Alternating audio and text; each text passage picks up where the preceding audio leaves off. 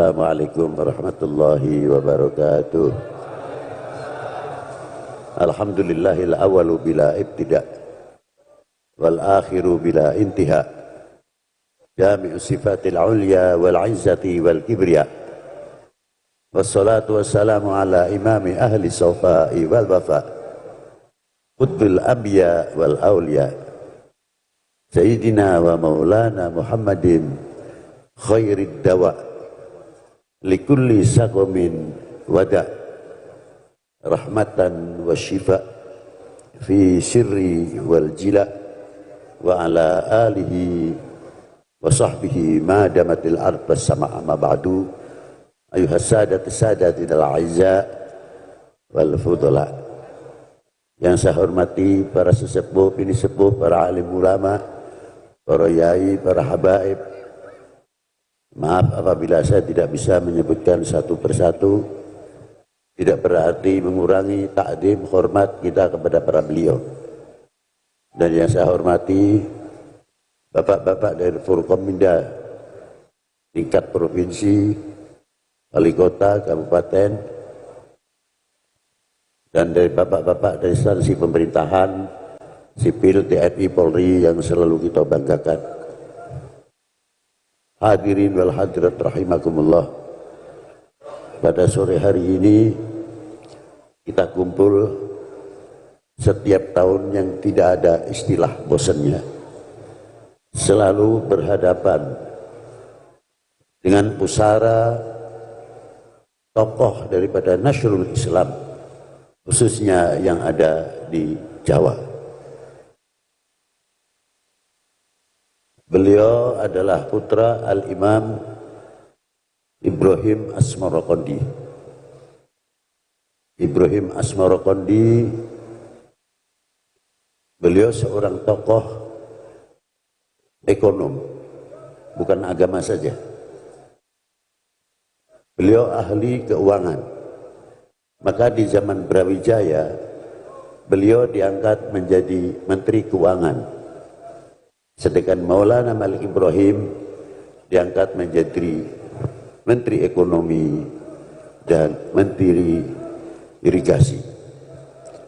Dipegang dua orang ini, makmur sekali bagaimana perkembangan dunia Islam yang bisa memasukkan income kepada negara yang ditempati, sehingga memudahkan, meluaskan daripada Nasyidul Islam. Itulah strategi para ulama kita. Itu tertera di dalam kitab Babat Tanah Jawa. Itu ada. Sayyid Ibrahim Asmarokondi, saya diantara ingin belajar kagum sama beliau.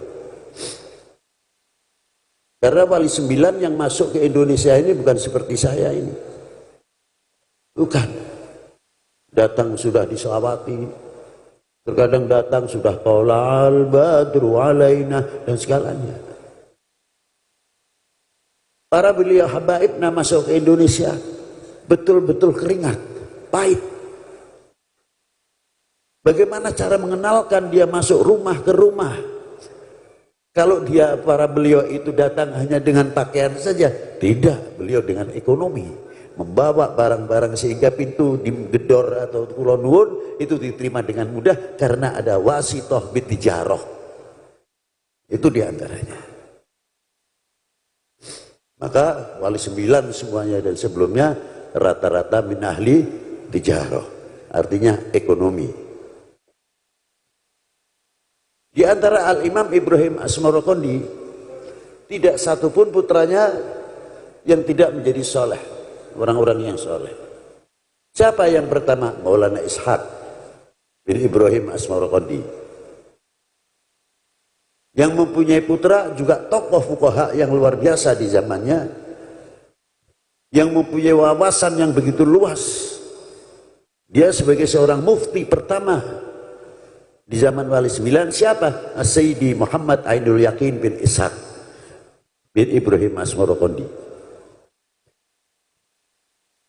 Yang kedua, Al-Imam Ali Al-Murtadha. Dan ini yang banyak disalahpahami, seolah-olah Al-Imam Ahmad Rahmatillah Sunan Ampel namanya Ali dari sini. Padahal Imam Alil Murtada ayah dari Said Utsman Haji Sunan Mondoliko Jepara. Yang ketiga, anak dari Imam Ibrahim Asmarokendi adalah Qutbil Aqtab Syekhu Masyayihil Ulama wal Aulia alladhi jama'allahu lahu baina ilmi dhahir wal batin. Al-Imam Ahmad rahmatillah yang pada sore hari ini kita kholi bersama-sama. Sudah selayaknya, mengapa kita bertanya khol kepada Syed Ahmad rahmatillah, apakah kita mau menceritakan karomahnya saja? Tidak. Contoh yang luar biasa hari ini, sore ini, dan ini terulang setiap tahun. Karena saya kagum, tidak satupun putra putri beliau yang tidak menjadi aulia illah. Sebagaimana Al-Habib Abdurrahman bin Muhammad Maula Dawilah yang masyhur Saqqaf. Siapa putra yang pertama?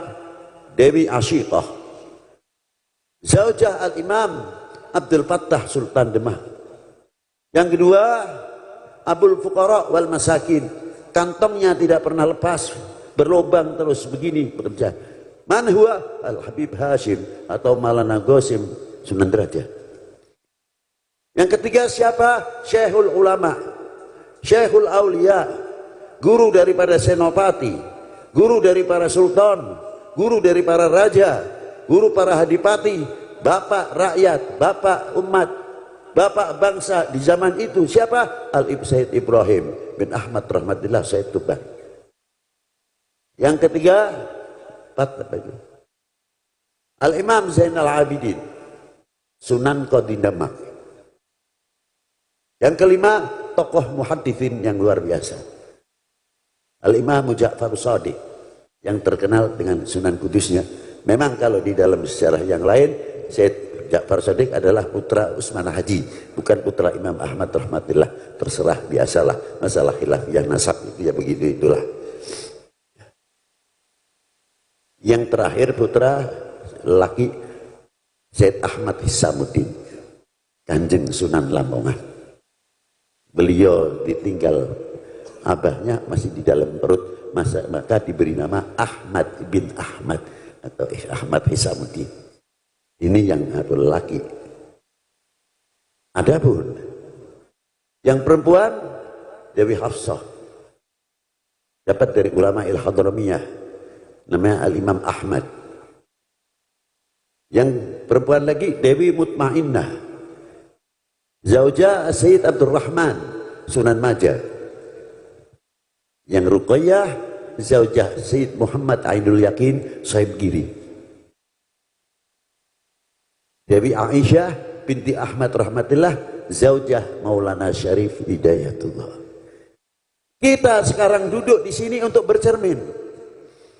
Mampukah kita mencetak regenerasi ke depan untuk meneruskan perjuangan al-ulama salihin? Mampukah kita meneruskan perjalanan tarekoh salafun salihin? Apalagi, maaf kalau saya ngomong, kita ini dijadikan Safinatun Nuh.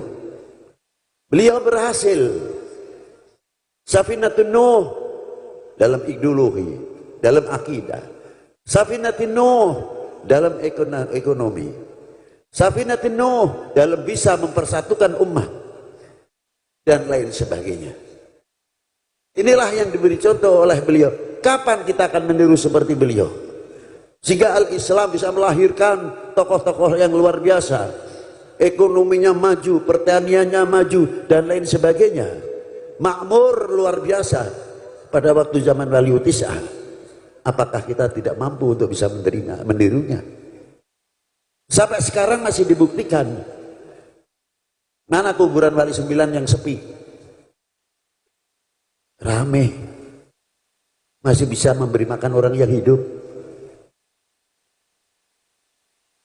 Tidak dari Malik Ibrahim, Syed Muhammad Ainul Yakin, sampai Maulana Syarif Hidayatullah, non-stop orang berziarah kepada beliau. Dan orang segini banyaknya ini tidak pernah. Nanti kapan 24 ente milih apa ini? Tidak ada. Atau ente bagaimana? Tidak ada. Muwahidah ala tahqiq, bisa mempersatukan umat. Mampukah kita keluar dari khol ini menjadi pensiar mempersatukan umat? Tidak akan memberikan kesempatan kebersamaan, tidak akan memberikan kesempatan orang-orang yang akan memecah belah kita, dan tidak memberikan kesempatan akan memecah Indonesia ini. Pasti kita akan menjadi perekat umat, perekat bangsa, menjadi bagian daripada ketahanan nasional, paling tidak. Itu diantaranya. Ma'asyiral hadirin rahimakumullah. Satu sisi kearifan lokal tentang ekonomi, yang kedua masih dakwah. Loh, dakwahnya di mana? Tidak ada yang orang Jakarta sini menyanyi, itu tidak ada. Imma qira'atu Yasin, amma tahlil, sabihillah, wassalah ala Nabi sallallahu alaihi wasallam. Masih ngajak tahlil, masih ngajak berqira'atu Yasin. Bisa masih mengajak sholawat ala Nabi sallallahu alaihi wasallam. Kita yang hidup untuk mengajak orang yang bisa sholawat dan jamnya sholawat dan sebagainya sulit. Beliau sudah 500 tahun lebih meninggal, masih dakwah dalam kuburnya sampai sore hari ini. Malu rasanya kalau kita tidak bisa meniru. Bila mana cermin ini hidup di Indonesia, insya Allah menjauhkan segala bentuk perpecahan. Jauh dari pertikaian. Bangsa lain sudah maju, maaf, membuat macam-macam, kita masih tinggalan terus. Ribut nanti yang partai sendiri, yang milih sendiri, lain-lain sendiri. Tapi bangsa lain sudah bikin nuklir, persenjataan yang istimewa, ilmu kedokteran yang istimewa. Kita masih ruwet terus. Nah, kapan majunya? Apakah kita ini yang akan mengecewakan para beliau dalam perjuangannya yang merintis ikut andil besar, mempunyai kontribusi yang luar biasa?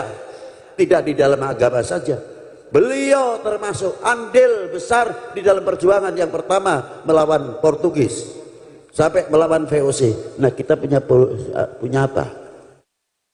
Kontribusi kita apa? Mestinya malu. Terakhir, karena kita ini mendekati bulan Ramadan, mari kita jaga, kita ikuti thariqah apa yang ada digelar oleh para al-habaibna, para ulama'ina, as-salihin. Dengan Ramadan ini kita selalu ingat bahwa Ramadan itu membersihkan fisik, membersihkan batin, membersihkan hasil karya yang kita makan. Insyaallah sumu tasihu fid dunya wa tasihu fil akhirah. Allahumma amin ya rabbal alamin. Maka dari itu jangan sampai kita hadir hall yang hasilnya memalukan beliau di hadapan Allah Subhanahu wa taala. Kita hadir hall, kita bisa mengangkat, tidak mengecewakan perjuangan para beliau. Demikian yang bisa saya sampaikan, walaupun tidak berarti. Wabillahi taufiq wal hidayah wal afu minkum. Wassalamualaikum warahmatullahi wabarakatuh.